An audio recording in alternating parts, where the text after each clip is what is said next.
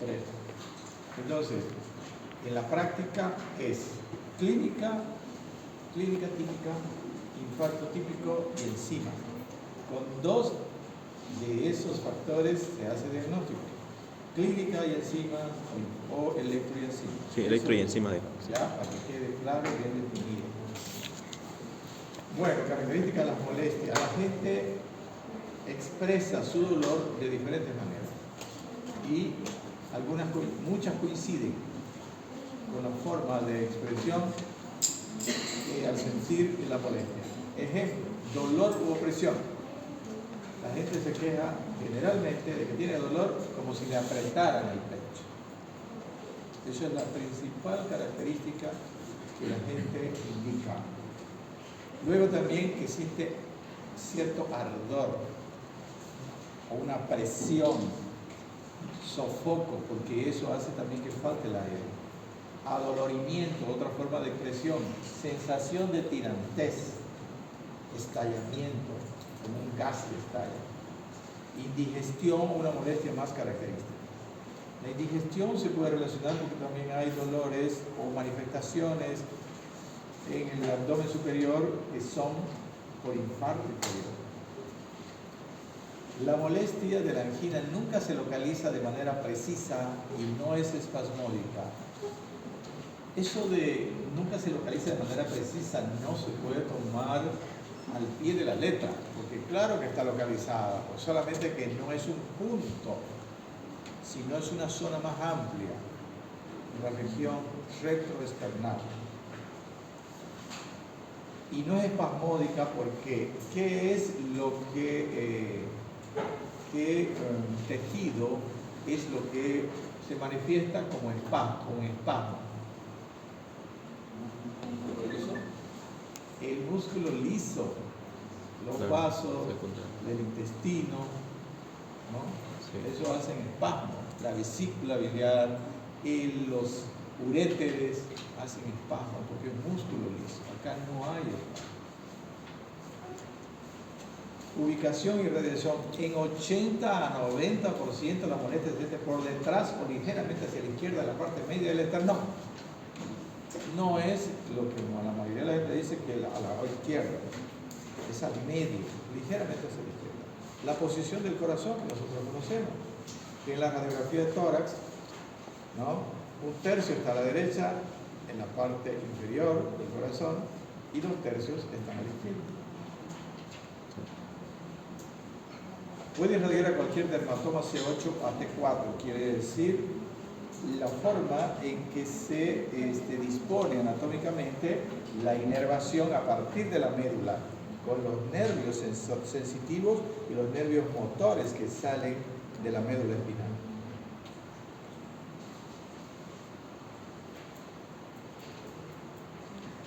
Es más frecuente la irradiación al hombro. Lo típico es que, en general, para el gran público se diga el dolor de infarto es en el pecho, ¿no? Y al lado izquierdo, y que generalmente se irradia al brazo izquierdo de la persona.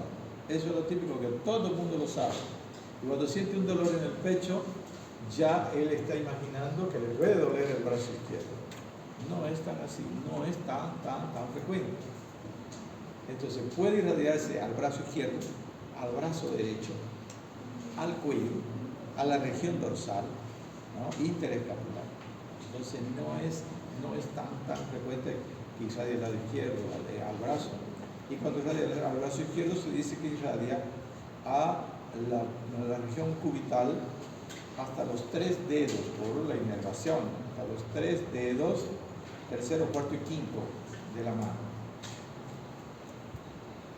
Entonces, hacia la cara interna del brazo hasta el codo, antebrazo, muñeca, cuarto y quinto dedo.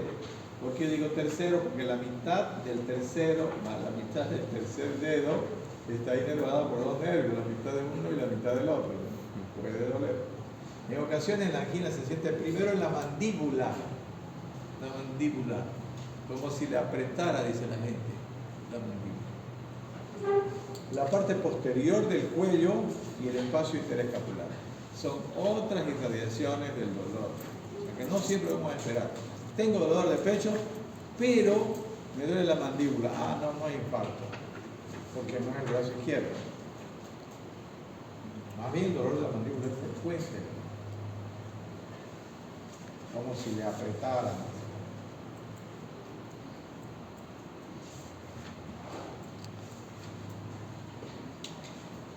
Durante los ataques, ¿qué sucede? Porque la persona puede tener cardiopatía isquémica y si no hace algún estable, con angina estable, si no hace ningún esfuerzo violento, si no se enoja, es poco probable que tenga una crisis de angina. Eso en un momento determinado. Porque como todos sabemos, todo es un proceso. Todo se modifica todos los días. Entonces, nosotros podemos encontrar a la persona con manifestaciones de angina y ya nosotros imaginamos, esta persona debe tener una obstrucción de un 70% en alguna de sus arterias del corazón. Esa conclusión podemos sacar, porque ya tiene dolor a los esfuerzos. ¿Pero qué arteria? No sabemos. Tenemos que hacer un electro, y mejor si el electro lo hacemos cuando la persona está con dolor, porque si está sin dolor puede que salga normal, no va a salir nada. Entonces no podemos saber. ¿Qué podríamos hacer en esa situación? Hacer un test de esfuerzo para provocar un dolor o un síntoma y verlo en la pantalla, en el monitor, y registrarlo en el electro. Y además que el paciente, al sentir, va a manifestar que siente dolor. Esa es una de las aplicaciones, como dijimos, cuando hablamos de los exámenes complementarios en relación a la ergometría, que puede ser en bicicleta, estática, o puede ser en estera ergométrica. Duración breve y cede completamente sin dejar molestia al dejar de hacer actividad física, dura más o menos 3 minutos. Depende de la actividad física, depende de la lesión y depende de otras enfermedades como la diabetes. Y depende también de la sensibilidad de la persona y de su carácter, de su temperamento. Si una persona del campo acostumbrada a pelear todos los días contra la naturaleza,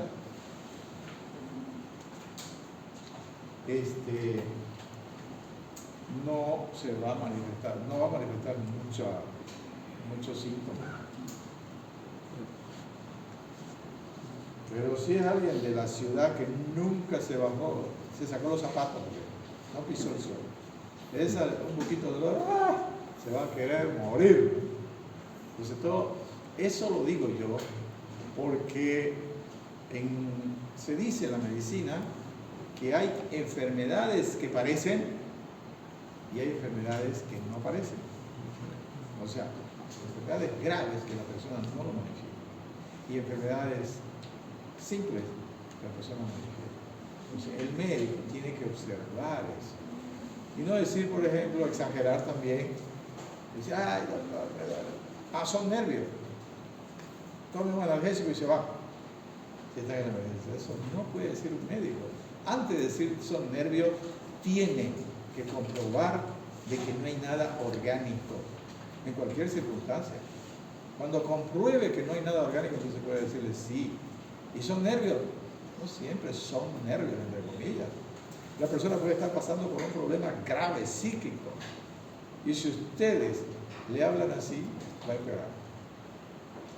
El médico tiene que tratar de que el paciente no se intranquilice, que el paciente tolere más, de que el paciente tenga mayor confianza.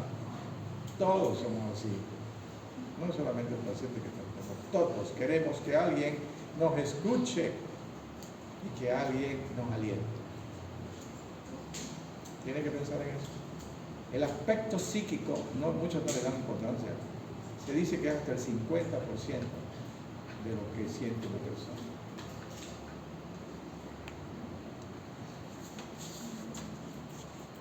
Los ataques después de comida abundante o causados por ira, quiere decir enojo, duran de 15 a 20 minutos y los que se prolongan más de 30 no son comunes y sugieren angina inestable o infarto agudo miocardio. Creo que ya pasamos esto, ¿no? Cuando yo les dije de que las damas se enojan y no se les pasa la rabia, pero lo que pasa es que yo a veces, yo lo di hace, ahora es otro año, digamos, pero a veces cuando lo doy a algún grupo y después lo doy al otro grupo, no me recuerdo bien si es este o es el anterior, ¿no? Entonces estamos repitiendo, compañeros. Para ustedes es positivo, porque es repaso, pero no tenemos mucho tiempo. Entonces vamos para French. El efecto de la nitroglicerina. Un factor para el diagnóstico es la nitroglicerina sublingual. Aborta invariablemente el ataque. Eso es en la angina estable. ¿Qué quiere decir? Que al ponerse nitroglicerina o nitrato, va a desaparecer el dolor. Muchas veces no es infalible, pero en general sí puede. Los nitratos profilácticos permiten la práctica de más ejercicio, previenen totalmente la angina. También los nitratos se utilizan vía oral para mejorar la circulación coronaria, pero producen mucho dolor de cabeza. Ahora es el dinitrato de isosorbide, que ya no se usa mucho. Ahora se usa más el mononitrato de isosorbide de 20 miligramos. El que aquí tenemos se llama Medocor, de Megalabs, y se toma cada 12 horas. Una tableta cada 12, o cada 8 inclusive, o media cada 12, dependiendo de la situación. Los nitratos profilácticos entonces permiten que la persona que caminaba una cuadra, al tomarlos, camine 2 o 3 cuadras.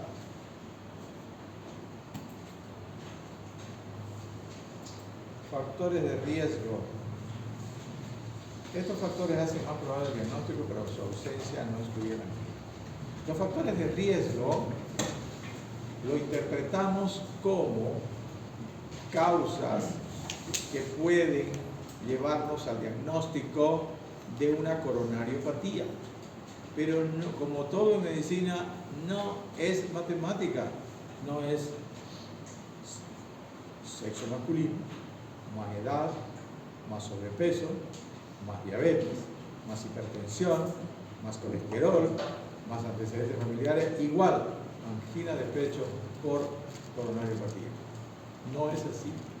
A veces alguien que tiene 3 o 4 factores de riesgo no tiene manifestaciones.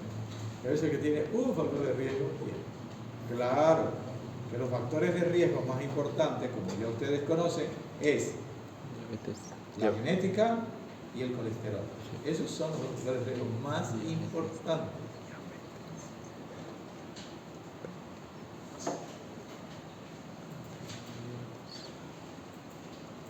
Signos. Al examen de la ataque revela la elevación significativa de la presión arterial sistólica y diastólica, aunque puede haber hipotensión. Generalmente pues, los ataques se van a presentar cuando hay alguna crisis nerviosa o crisis hipertensiva, donde la misma elevación de la presión va a hacer que el corazón tenga más trabajo, gaste más oxígeno y haya ese déficit de oxígeno para el músculo que está trabajando.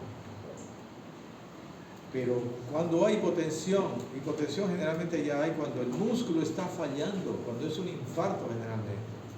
Era hipertenso y de pronto está hipotenso. ¿Qué pasó? Bomba. Está fallando la bomba.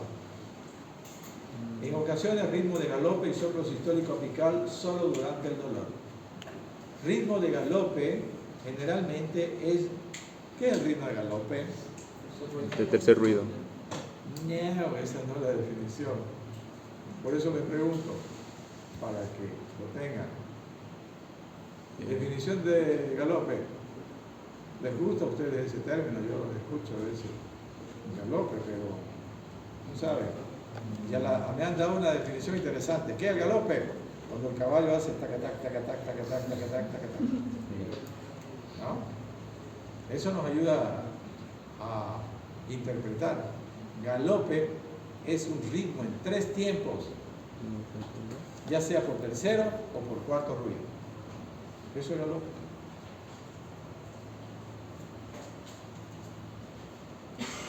¿Cuántos ritmos, cuántos tiempos, cuántos ruidos tiene el corazón normalmente? Dos. Entonces, cuando hay tres, tautología. ¿Ya? Sí. Ritmo en tres tiempos, por supuesto, que con frecuencia cardíaca por encima de 100. ¿Por qué? Porque si no es galope, si no es así, no es galope, es trote. Estamos hablando de galope. Ritmo en tres tiempos, tercero o cuarto ruido, con frecuencia mayor de 100 latidos por minuto. En ocasiones entonces el ritmo de galope y soplo sistólico apical solo durante el dolor, por disfunción del músculo papilar. Por la isquemia el músculo no se contrae bien, y esa zona, o esa, no solamente el músculo, o sea, el músculo papilar, sino esa zona no se contrae y ocasiona una rigidez muscular de la pared. Entonces eso va a ocasionar, ¿qué ruido? No. Cuarto ruido. Es una disfunción diastólica, cuarto ruido. Entonces, la mayor frecuencia de ritmo de galope es por cuarto ruido en la cardiopatía isquémica. Cuando hay tercer ruido, generalmente,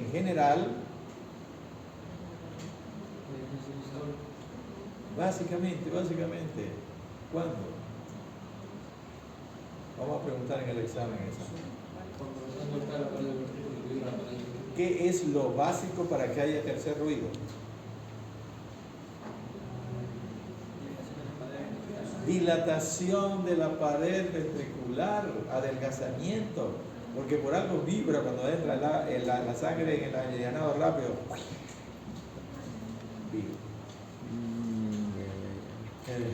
Arritmias supraventriculares pueden haber.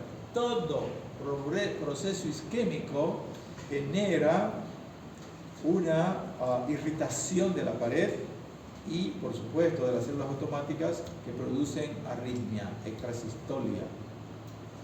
Se debe detectar enfermedades relacionadas como diabetes, antialasma, santomas tendinosos, hipertensión, tirotoxicosis, mixedema, vascular periférica. ¿Qué quiere decir esto? Que si ustedes están conociendo a un paciente ya con una angina de pecho, deben investigar qué otras comorbilidades tiene para tratarlas también, porque esas van a agravar el problema.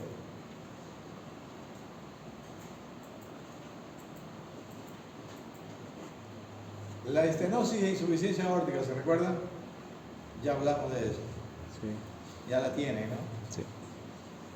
Miocardiopatía hipertrófica, que puede ser primaria. Prolapso de válvula mitral, ya que llega a producir angina y otros tipos de dolor torácico.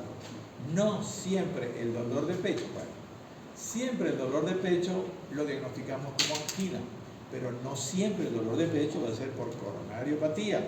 Entonces, cuando es por coronariopatía y creemos nosotros y tiene características clínicas relacionadas con coronariopatía arteriosclerótica, se llama angina típica. Cuando no tiene características totales de un problema coronario, sino se llama atípica. Un ejemplo extremo. Hay, por ejemplo, inflamaciones del cartílago condrocostal en el lado izquierdo, casualmente en el tercer cartílago costal. Y la persona siente dolor, ahí tiene mucha sensibilidad. Y le viene el dolor espontáneamente, pero ¿cuál es la diferencia? Empeora con los movimientos del cuerpo. Y la persona, cuando se le pregunta dónde le duele, o sea, es otra forma de, no quiere decir de que sea sensible 100% para determinar y hacer la diferencia en dolor típico y dolor atípico. La persona dice, me duele aquí. ¿No? Apunta con el dedo, me duele aquí. Y cuando es angina de pecho por coronariopatía, dice aquí, puño. No No quiere decir que siempre sea, pero es una característica. La persona le está indicando de que el dolor es más difuso, no es en un solo lugarcito. Diagnóstico diferencial. Con una historia clínica apropiada se llega al diagnóstico de angina de pecho con certeza de 90%. Entonces, no se olviden, la historia clínica es lo más importante de la relación médico-paciente. Ese es el método para poder hacer diagnóstico mundial. El que sabe preguntar, y claro, no es nomás usar las palabras del diccionario, sino sabe preguntar porque está pensando en alguna patología y está indagando sobre esa patología y descartando para llegar a hacer el diagnóstico.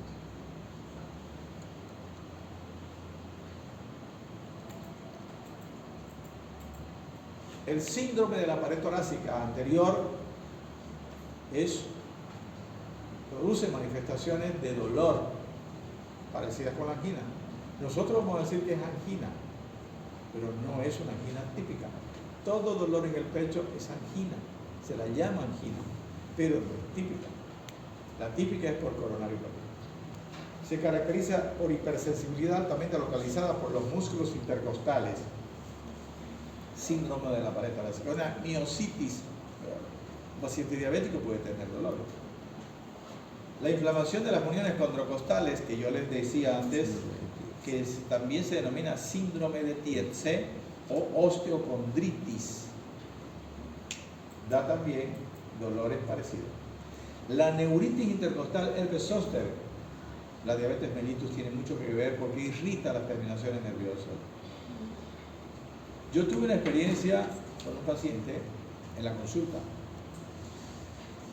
Él me dijo que sentía mucho dolor en el pecho, con ardor. Hombre, y si era mujer, de repente iba a pasar desapercibido. Y yo estaba pensando en un problema coronario. Al final de la consulta, él se sacó la camisa y me mostró herpes zóster. Conclusión, siempre hay que ver en lo posible. En el consultorio, por ejemplo, yo no puedo ver a una mujer porque entran y salen ahí como pasivos. Entonces, pero siempre hay que tratar de ver. Cuando el médico es hombre, con una enfermera, porque lo pueden acusar de cualquier cosa, algunas cosas. Entonces, siempre mejor observar. A mí cuando me dice, por ejemplo, me van a operar de la hernia. ¿Yo qué tengo que ver con la hernia? Yo veo el sistema cardiovascular, pulmón.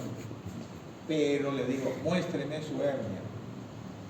Si es una fractura, muéstreme su radiografía, porque así aprendo también, ¿no? Aunque sea traumatología. La neuritis intercostal, herpes zóster, diabetes y la diabetes mellitus puede causar dolores torácicos. La enfermedad de la columna cervical o torácica que afectan a las raíces posteriores provocan dolor torácico intenso. Problemas de columna, en este caso cervical, pueden provocar dolor torácico. La úlcera péptica, fíjense, esto es lo que también tenemos que pensar siempre. Problemas de tipo abdominal nos pueden hacer confundir. La úlcera péptica, la colecistitis crónica, el espasmo esofágico y la enfermedad gastrointestinal funcional. El dolor isquémico puede relacionarse con síntomas gastrointestinales superiores. Esto de aquí quiere decir de que patología del abdomen superior puede hacernos pensar en un problema coronario o un problema torácico. Pero por el otro lado, infartos de miocardio, generalmente en la pared inferior, que se manifiestan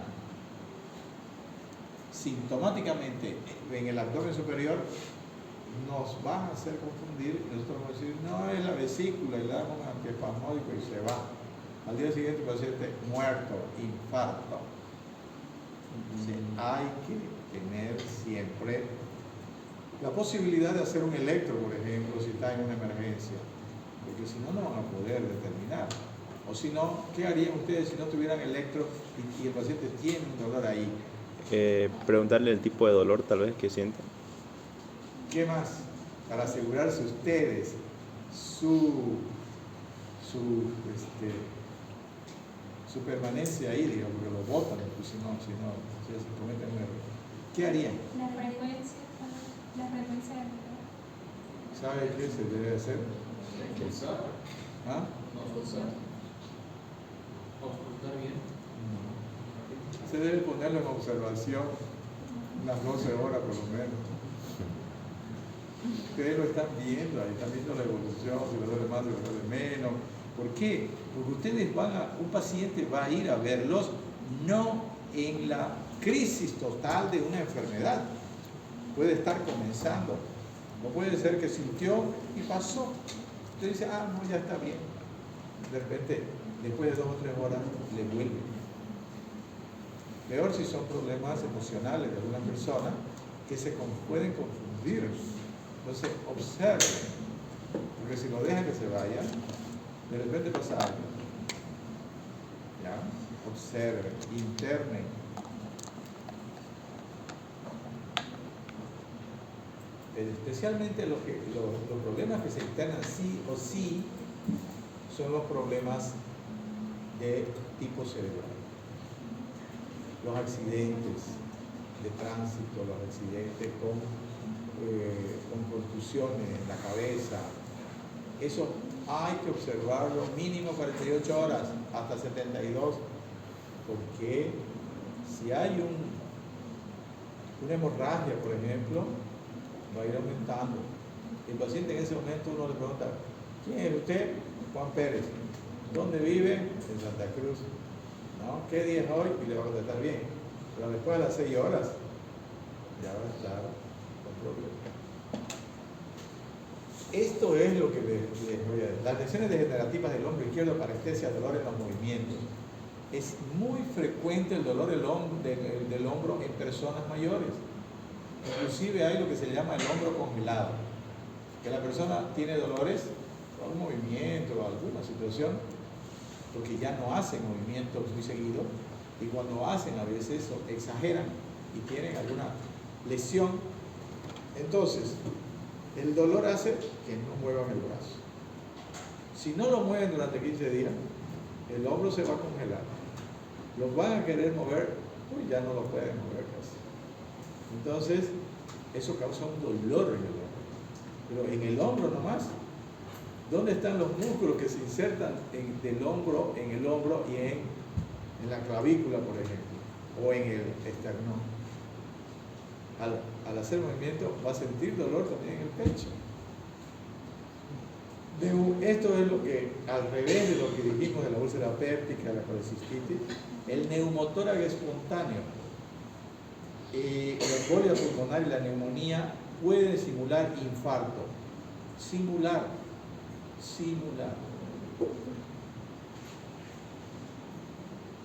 Es parecido a lo que es otra cosa, porque problemas de infarto que parecen problemas abdominales. La disección de la aorta torácica, con X, todavía en esa época de España. Dolor torácico intenso que se siente comúnmente en la espalda. Disección de aorta, ya saben que es la disección de aorta, ¿no? Cuando se rompe el endotelio y entra por ahí sangre y va separando. Otros trastornos cardíacos, puede ser pericarditis. Evaluación de paciente con angina de pecho. ¿Cómo evaluamos? ¿Cómo confirmamos lo que nosotros estamos imaginando? Electrocardiografía. El electrocardiograma es normal en la 4ª parte de pacientes con angina, porque ya se le hace el electro cuando están sin dolor. Entonces el electro es normal. En el resto las anormalidades incluyen. Entonces podemos tener electros que no muestran signos de angina. pero puede mostrar signos de infartos antiguos. Esto quiere decir aquí. O cambios STT inespecíficos, o sea, generalmente plano el STT. Defectos de conducción AB o intraventricular. ¿Qué quiere decir? Bloqueo de primer grado, bloqueo de segundo grado, bloqueo de rama, derecha o izquierda. Durante la angina hay depresión del segmento ST generalmente. Es lo que más se observa. Puede ser horizontal o descendente, la depresión, ¿no? Que revierte luego que desaparece la isquemia. Por eso es que hay que hacer el electro durante el dolor. Puede haber aplanamiento o inversión de la onda T. Menos frecuente elevación del segmento ST en este tipo de angina. Sugiere isquemia transmural intensa por espasmo coronario cuando hay elevación del segmento ST.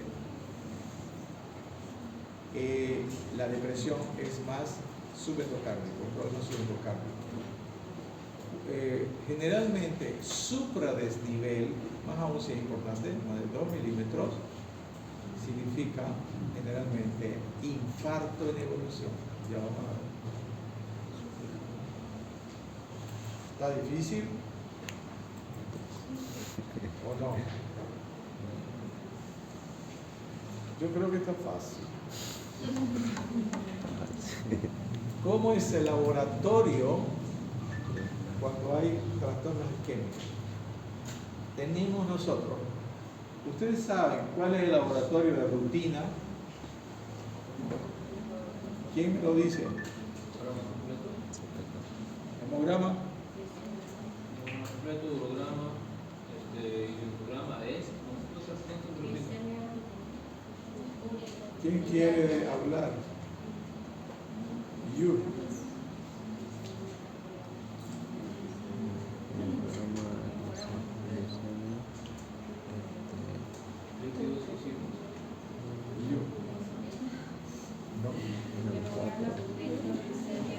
Bueno, ¿por qué les digo esto?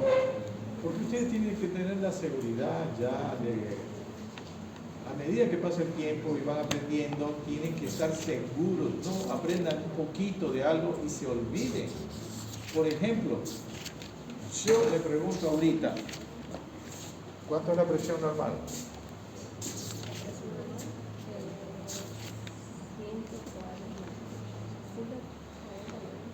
¿Y? ¿Solo? ¿Qué dice usted? La presión normal es de 120 mercurio, la sistólica, y la diastólica de 80 mercurio, la sistólica. ¿Ven? Hay dos posiciones en este curso donde hay un solo docente de cardiología. Y hemos avanzado ya en hipertensión. Sí, que no deberíamos avanzar. Aquí todo el mundo debe tener la misma posición. No porque yo lo diga, sino porque eso es un consenso mundial. Hay algunos que ya quieren bajar los niveles.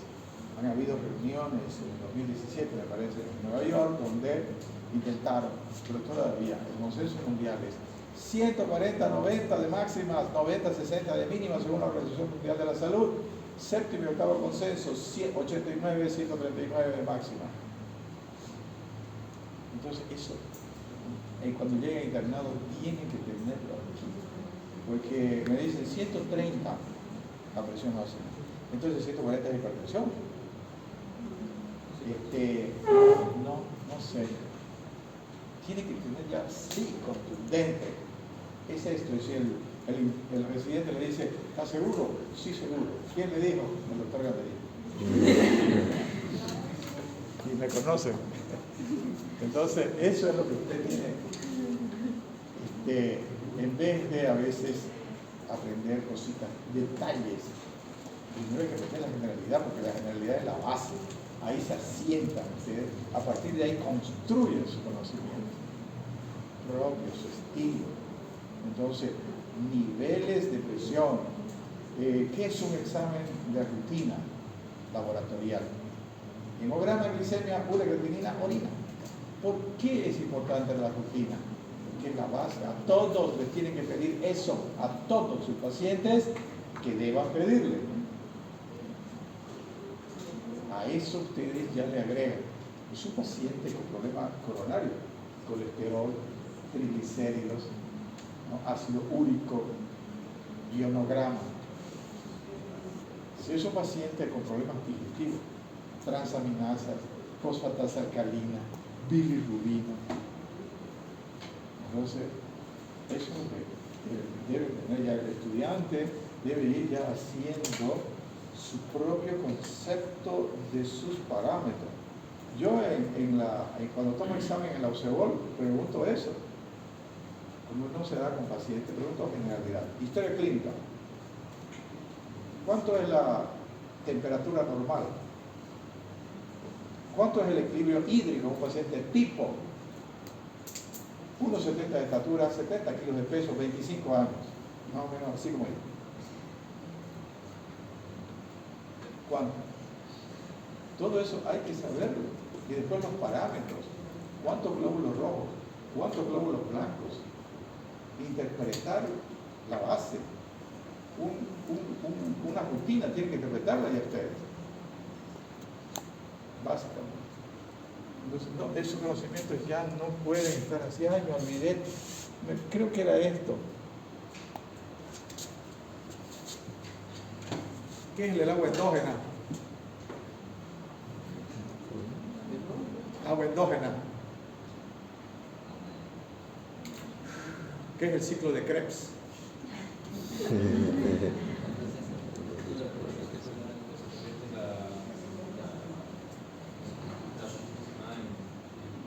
El agua endógena tiene que ver con el metabolismo. ¿Cuáles son los desechos del metabolismo aerobio? ¿Ah? Dióxido de carbono y agua. Y esa agua, el metabolismo, es endógena. Hay que sumársela a la que uno tiene o a la que ingiere. Y compararla con la que uno expulsa, no solo por la orina, por las heces, por la sudoración. No es difícil, solamente que hay que tener metodología, ir ya apropiándose de esos conocimientos firmes, sí. Le digo, ¿estás seguro? Segurísimo. No. Ay, no sé. Ay, me olvidé. Datos de laboratorio determinados valores séricos de lípidos, anemia y diabetes. ¿Por qué? Los lípidos tienen relación con los problemas coronarios. La anemia va a influir, por supuesto, menor cantidad de glóbulos rojos, menor cantidad de oxígeno. Diabetes por los vasos. Electrocardiograma como esfuerzo, procedimiento no invasivo para evaluar al paciente con angina, como ya dijimos, angina estable. A un paciente con angina inestable nunca le van a hacer, porque ya se sabe que el reposo ya tiene dolor. Es un preinfarto. Se manifiesta con dolor torácico típico o depresión del segmento CT. Esta prueba se combina con ecocardiografía o gammagrafía. El test de esfuerzo para diagnosticar angina de pecho que no sale en el electro de reposo. No salen las alteraciones. Vasoespasmo y angina coronaria con arteriografía y coronarias normales. Hay eso de que personas que manifiestan hasta en el electro algunas alteraciones, se le hace cateterismo y no tiene nada. Lo más probable es que sea espasmo. Llega a producirse espontáneamente espasmo de grandes arterias coronarias que disminuyen el flujo sanguíneo coronario o ser inducido por exposición al frío, estrés emocional o vasoconstrictores, como los fármacos derivados del cortisol de centeno. ¿Cuáles son los fármacos derivados del cortisol de centeno? ¿Cómo? Vitamina, serotonina. No. Las damas, a ver, ¿qué son las que usan? Por el dolor de cabeza, pues la migraña. Generalmente se usan los derivados del cortisol de centeno. La dihidroergocristina, ergocriptina y ergopermina. Pueden producir espasmos. Como la santina, por ejemplo. ¿Qué acción tienen las antinas?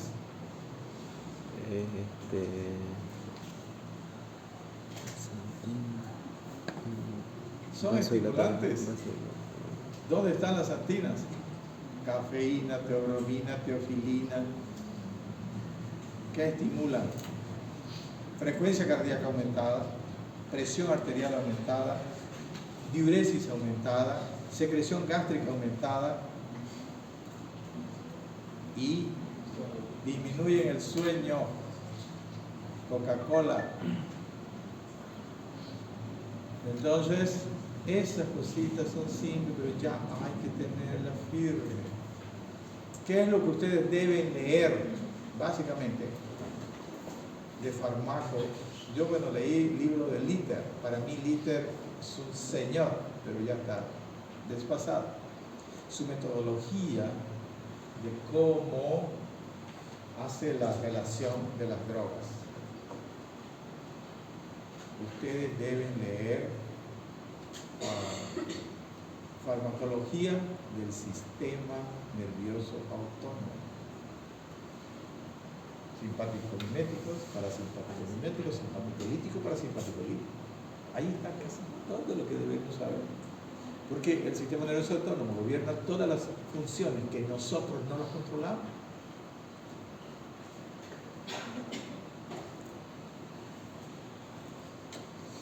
Llega a producirse entonces espontáneamente estos dolores.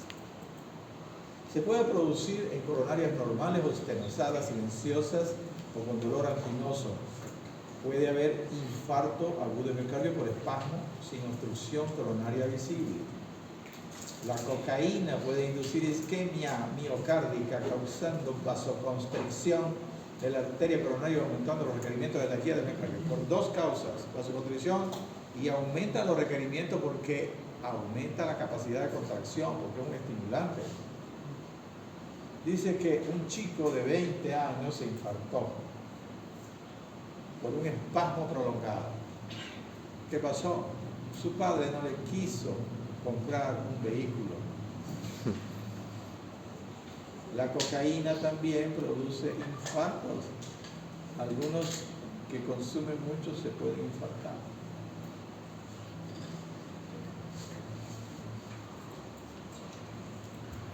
Angina de Prinzmetal, la han escuchado ustedes hablar, ¿no? Se llama variante de Prinzmetal. Es solamente digamos, es una forma de manifestarse de la coronariopatía. Es un síndrome clínico donde se produce dolor torácico sin los factores precipitantes ordinarios, como si fuera una angina inestable, por ejemplo, pero no es tan grave. Se relaciona con elevación del segmento ST, más que con la depresión. Con frecuencia afecta a mujeres menores de 50 años, pero uno dice, digamos, de 20 como ustedes, ¿no? Menores debe ser de entre 40 adelante, después de la menopausia. Se produce característicamente en las primeras horas de la mañana, despertando a las pacientes. Debe ser esas señoras así que se enojan de nada, ¿no? Esa que se levanta y empieza a renegar. Se enojan por todo, por nada y por si acaso. Tiende a afectar la arteria coronaria derecha y a relacionarse con arritmia y otros defectos de la conducción. Listo, angina de pecho estable. Vamos a infarto agudo de miocardio. ¿No quieren terminar? ¿Les gusta esta clase? Sí. Porque parece, dicen, ay, no vamos a terminar. Es por no dar examen. Infarto agudo es un evento coronario agudo, como dijimos al principio. Igual que la angina inestable, igual que la muerte súbita. Es una manifestación de coronariopatías. Arteriosclerosis. ¿Cómo se diagnostica un infarto? Es parecido a la angina, ¿no? Desarrollo súbito pero no instantáneo, molestias prolongadas en cara anterior del tórax, más de 30 minutos, que pueden producir arritmia, hipotensión, shock o insuficiencia cardíaca. Entonces, llega un paciente con dolor en el pecho. ¿Hace cuánto tiempo que le empezó su dolor? Hace 15 minutos. Dolor que fue aumentando poco a poco y ahorita me duele muchísimo. ¿Está sintiendo ganas de vomitar? Sí, doctor. ¿Sudoración fría? Sí, doctor. Manifestaciones del neurovegetativo. 2 frecuentes, hay otras más. Entonces, no vamos a esperar 30 minutos, a ver, esperemos 30 minutos con 15, porque si sigue el dolor es infarto. No. Dolor más intenso, ya vamos a ver las diferencias. Diagnóstico de infarto, hacer un electro inmediatamente, poner oxígeno, eso ya era tratamiento, ¿no? Para diagnosticar el infarto lo más pronto posible, para hacer el tratamiento inmediato con un cateterismo, para tratar de desobstruir el vaso. Eso es lo que se debe hacer, evitar que se infarte o que llegue al que el infarto sea mucho mayor. ¿Por qué? Porque el infarto no es solamente se cierra la arteria y punto. Empiezan las complicaciones, las arritmias, y si el infarto es grande, hay un trastorno de la hemodinámica. Va a haber hipotensión, va a haber shock, va a haber edema agudo de pulmón. Eso es una barbaridad. Pocas veces sin dolor el infarto, ya dijimos. Enmascarado como insuficiencia cardíaca, o sea, el dolor, no hay casi dolor, pero el paciente empieza con insuficiencia cardíaca y no tenía aparentemente antecedentes inmediatos de alguna patología como Chagas, por ejemplo, o un corazón grande, no tenía, y empieza con insuficiencia cardíaca. ¿Qué pasó? ¿Es una miocarditis? ¿Es un infarto? Si fuera miocarditis, más de joven. Si es un mayor, lo más probable es que sea infarto. Síncope puede tener, evento vascular cerebral o shock también. Puede haber una hipotensión brusca y ocasionar una isquemia difusa.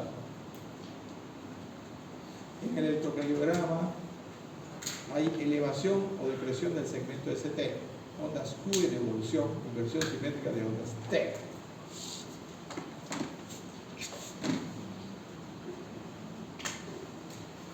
Pizarra blanca.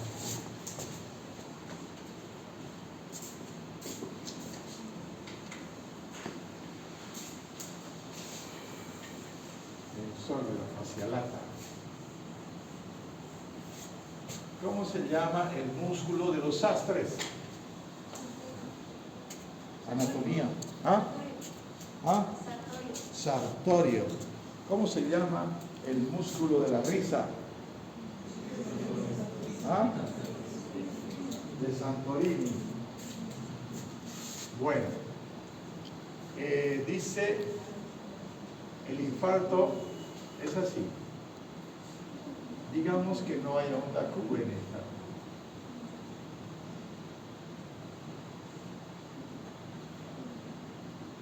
Eso es lo típico. La onda T, como una vez chica, generalmente les va a decir que es isquemia, aunque no hay infartos. Estando así, sin esta, esto se llama lesión. Lesión.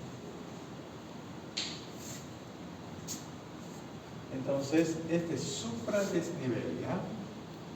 Supradesnivel, lo característico del infarto. Supradesnivel. A medida que va evolucionando en el tiempo, horas o días, va apareciendo la onda Q. La onda Q se va agrandando y esto va desapareciendo, va volviendo a lo normal. Y generalmente queda la onda T. Eso es lo característico del infarto agudo.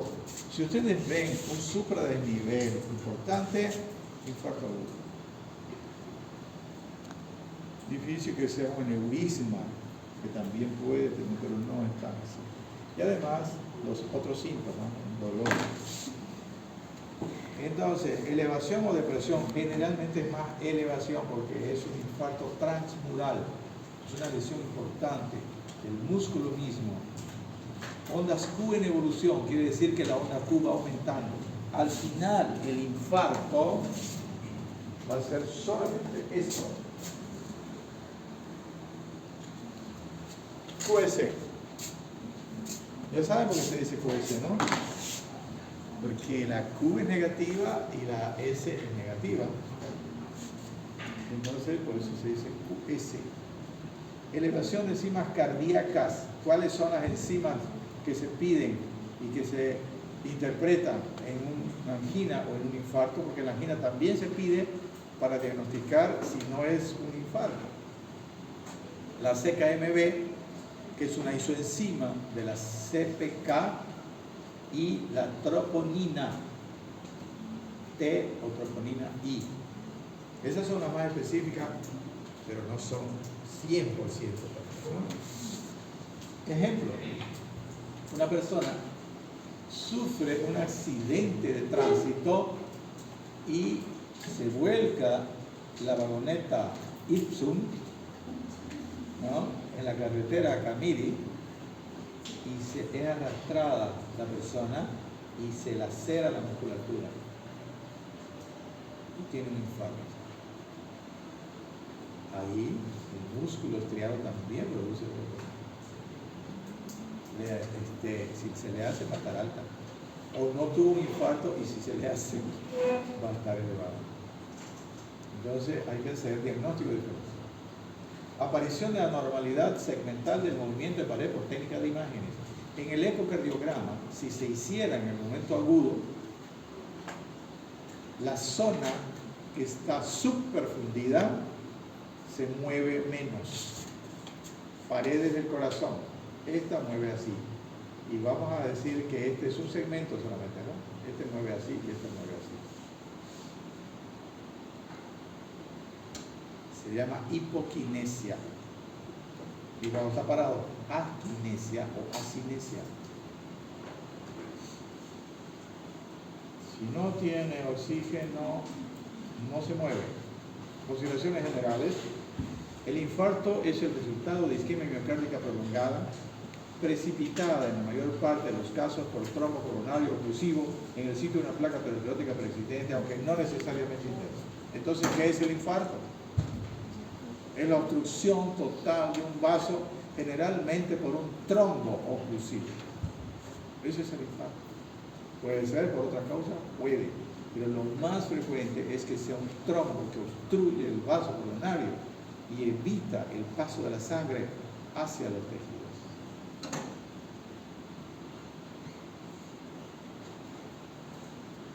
Menos frecuente es que el infarto sea por vasoespasmo prolongado, como dijimos el chico de 20 años que no le compraron un vehículo y se infartó. Flujo sanguíneo miocárdico inadecuado, por ejemplo, hipotensión. El paciente se está operando de cirugía bariátrica, era un gordito, y la cirugía ya dura 3 horas. Y el anestesiólogo se descuidó y se profundizó mucho la anestesia y bajó mucho la presión.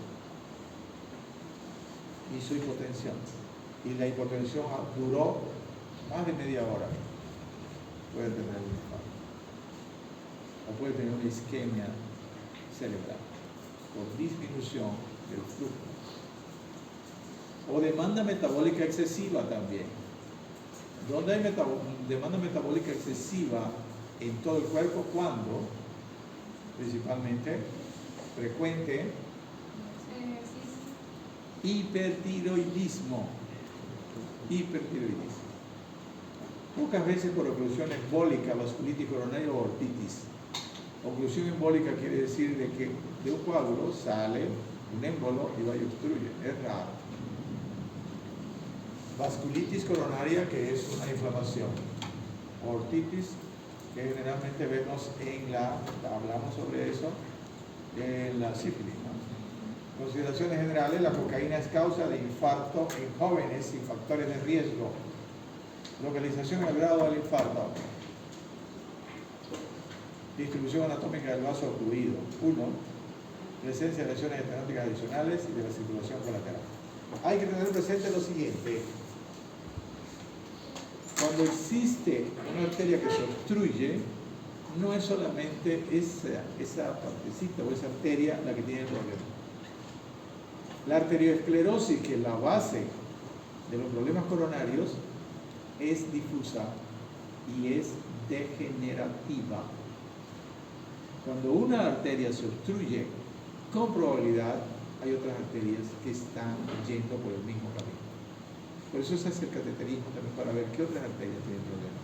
Y cuando se opera y se hace puente de esa pena, no siempre se hace un puente para la arteria que infartó. Se puede también hacer para otras arterias que ya tienen una obstrucción importante, por lo menos del 80%. Entonces pensar siempre que el problema no es aislado, no es localizado. Ese fue lo primero que apareció. Y también va a tener problemas de arteriosclerosis en cerebro, en riñón y en las piernas puede ser.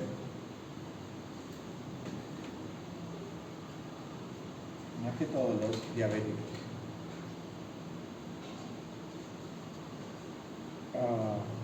Entonces, ¿cómo sabemos que infartó una arteria del corazón? El electrocardiograma, de acuerdo a la posición de los electrodos, de las derivaciones, nos va a dar más o menos la pauta de qué arteria fue la que infartó.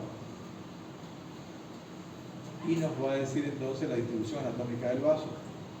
La presencia de lesiones estenóticas adicionales, lo que ya les dije. Y cuando la lesión se va produciendo lentamente, le da la oportunidad a que otra arteria, más bien dominante, derecha o izquierda, le dé circulación colateral a la zona superfundida por la arteria que va directa. Circulación colateral. Entonces, cuando se infarta, no se va a infartar demasiado tejido, se va a infartar poco. De eso depende también un infarto. Trombosis de la descendente anterior, por ejemplo. La descendente anterior es una coronaria rama de la coronaria izquierda con la circunflejo. Yo esto les digo solamente por decirle y pierdo mi tiempo, porque ya ustedes leyeron anatomía funcional, ¿no? Están así, expertos. Rama de la coronaria izquierda, o infarto anterior del ventrículo izquierdo y del tabique interventricular. Si se obstruye la descendente anterior, que es gravísimo, se puede morir la persona, porque es toda la arteria que se obstruye. Va a lesionar toda la pared anterior del corazón, del ventrículo izquierdo, y parte del tabique interventricular. Entonces, chao. Ocurre una manifestación brusca ¿de qué? Trastorno hemodinámico, una hipotensión importante o un edema agudo del pulmón. ¿Por qué edema agudo del pulmón? Si el ventrículo izquierdo pierde la capacidad de contracción y el derecho sigue,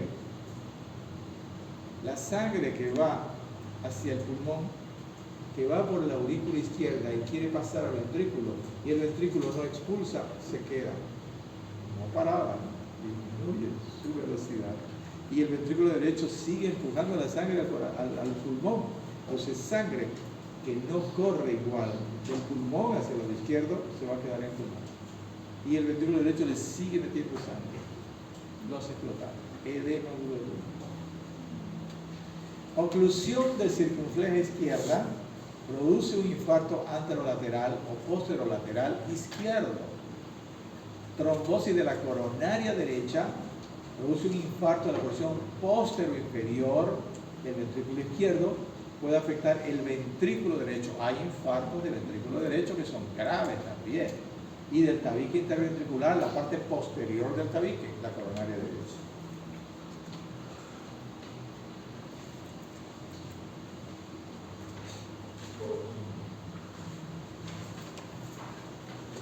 Clasificación del infarto. Clasificación clásica, infarto transmural y no transmural, o subendocardio. El infarto transmural, evolución electrocardiográfica clásica de elevación del segmento ST a ondas Q, y no transmural o subendocárdico si se produjo dolor, elevación de enzima y cambio del STTT en ausencia de nuevas ondas Q. Quiere decir que no hace unas ondas Q generalmente el infarto no transmural. Y si es infarto, tiene que haber enzimas positivas, ¿no?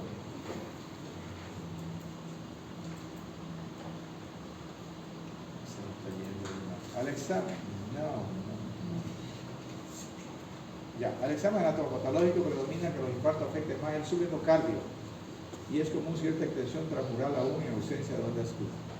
O sea, no hay un límite que diga subendocárdico y no es más. Se puede pasar un poquito al músculo. Por eso es que hay una clasificación nueva, no tan nueva, pero que intenta denominar mejor a los infartos. Infartos Q e infartos no Q. Para los brasileños, infartos que y infartos no que. ¿Saben por qué, no? Sí, ¿no? No hay necesidad de decirlo. No es paixão. Esto es solamente para que recuerden. Uno utiliza a veces eso. En ese momento se habla de una cosa. El infarto sin onda Q se debe a oclusión incompleta o a la lisis espontánea del trombo y a menudo significa miocardio adicional en riesgo. Se relaciona con incidencia más alta de reinfarto e isquemia recurrente. Es una de las manifestaciones. Infarto sin onda Q, oclusión incompleta o a la lisis espontánea del trombo. No tan espontánea porque el organismo produce sustancias que van a hacer una lisis del coágulo, pero no completa.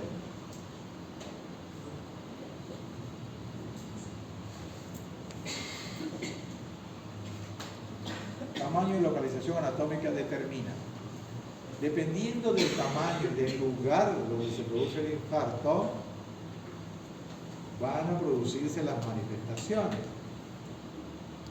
Se va a observar el curso agudo de su evolución. Mientras más grande, más manifestaciones y más agudo. Más agudo, ¿qué quiere decir? De que va a producir más síntomas de signos. Entonces, el tamaño y la localización anatómica determina el curso agudo, las complicaciones tempranas, porque si es un infarto grande, rapidito va a sentir falta de aire, va a haber congestión pulmonar, pueden haber arritmias, y el pronóstico a largo plazo. Un infarto grande, pues, el pronóstico va a ser pues bastante difícil, digamos, ¿no? Porque si se infarta, ¿qué pasa cuando se produce un infarto y no se hace nada por desobstruirlo? Se obstruyó y se infartó. ¿Qué sucede después dentro del proceso?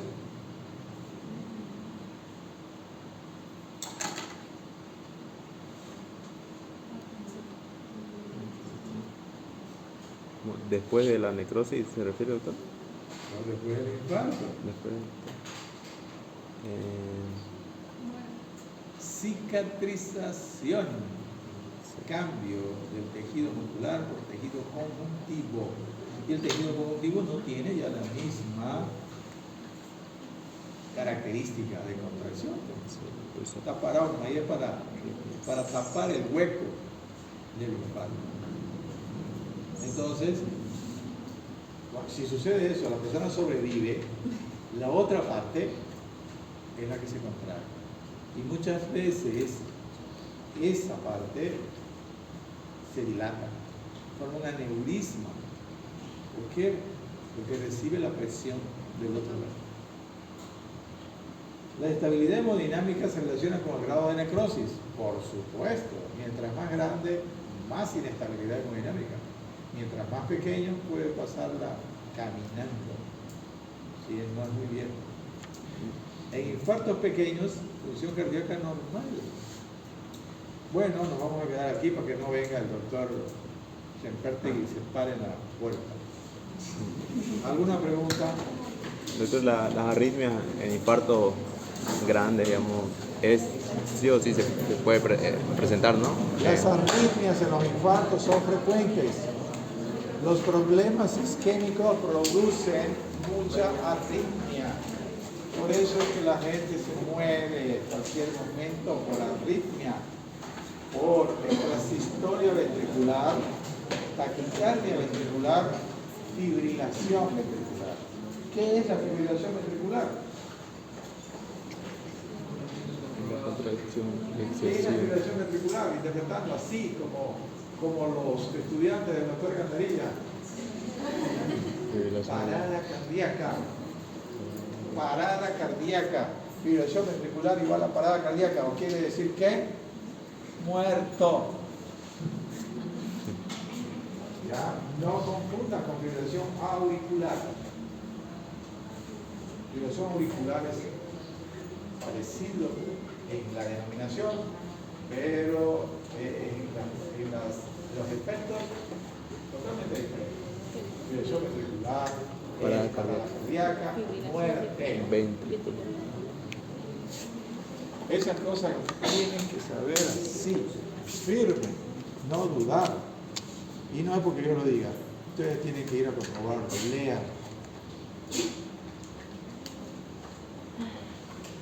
Aunque sea lean la Divina Comedia de Dante Alighieri. Han leído en la escuela, ¿no? En el colegio.